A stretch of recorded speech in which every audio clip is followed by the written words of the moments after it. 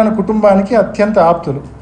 ఈ జిల్లాలో రాజకీయాలు తెలిసిన ప్రతి ఒక్కరికి వివేకానంద రెడ్డి పెదనాన్నకు ఎర్రగంగిరెడ్డి ఎంత ఆప్తుడో, ఎంత దగ్గరవాడో ప్రతి ఒక్కరికి తెలుసు. నేను చెప్పాల్సిన పనిలా, మీ అందరికీ తెలుసు.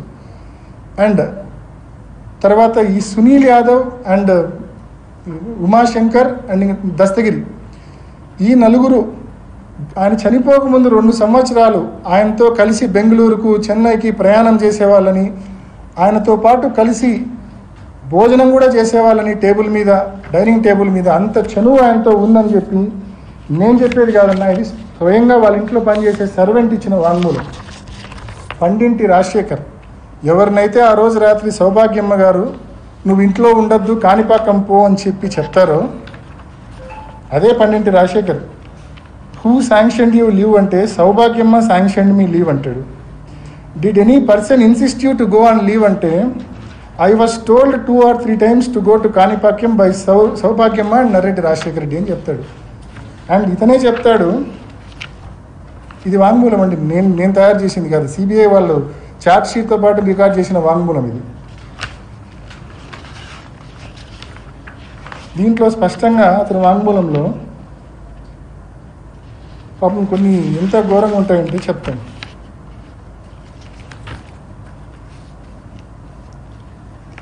దీంట్లో స్పష్టంగా అప్పుడప్పుడు ఆయనతో కలిసి భోంచేసేవాళ్ళని చెప్పి Sunil Yadav and Umashankar Reddy came to meet Vivekananda sir at his residence every 2 or 3 days. On 2 occasions, I also saw Sunil Yadav and Umashankar Reddy and Gangireddy take breakfast with sir. ఇంట్లో పనిచేసే సర్వెంట్ ఇచ్చిన వాంగ్మూలమే పండింటి రాజశేఖర్. ఇంకా చెప్తాడు చాలా ఇతను. ఇంకా కొన్ని పర్సనల్స్లోకి నేను పోదలుచుకోలేదు, ఎందుకంటే అవి పోవడం కరెక్ట్ కూడా కాదు కాబట్టి.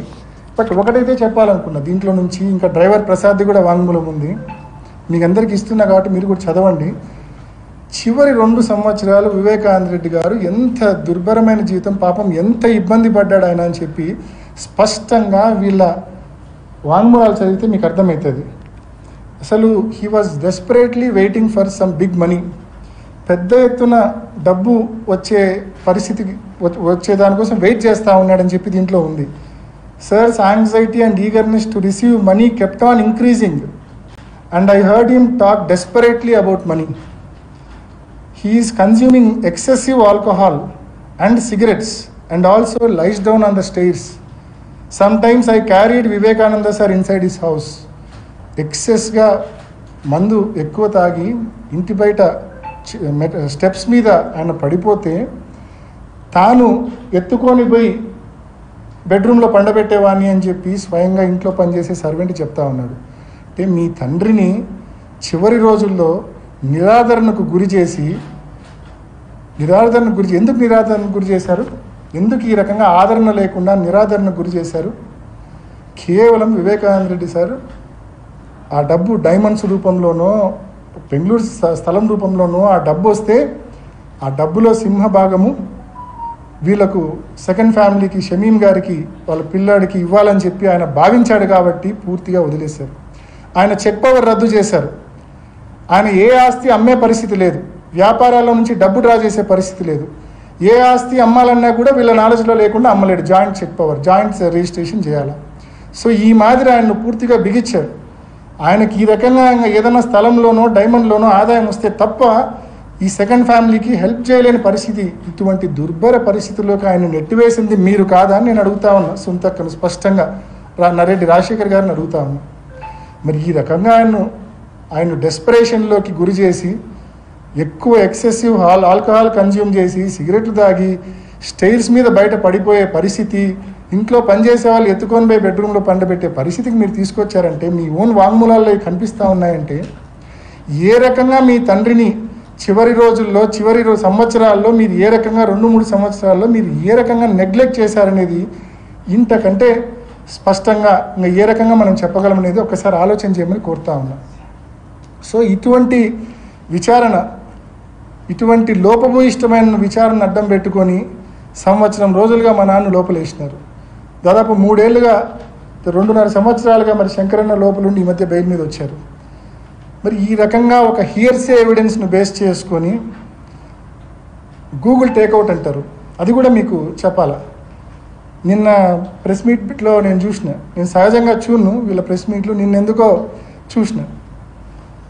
గూగుల్ టేక్అవుట్ గురించి మాట్లాడినారు. గూగుల్ మ్యాప్స్, గూగుల్ టేక్అవుట్ రెండు ఒకటే అని చెప్పే ప్రయత్నం చేసింది. పొరపాటున కూడా ఒకటి కాదు. గూగుల్ మ్యాప్స్లో మనం ఒక లొకేషన్కి పెడితే లొకేషన్కి స్పష్టంగా తీసుకొని పోతుంది Google map. Google takeout is not accurate location కాదు.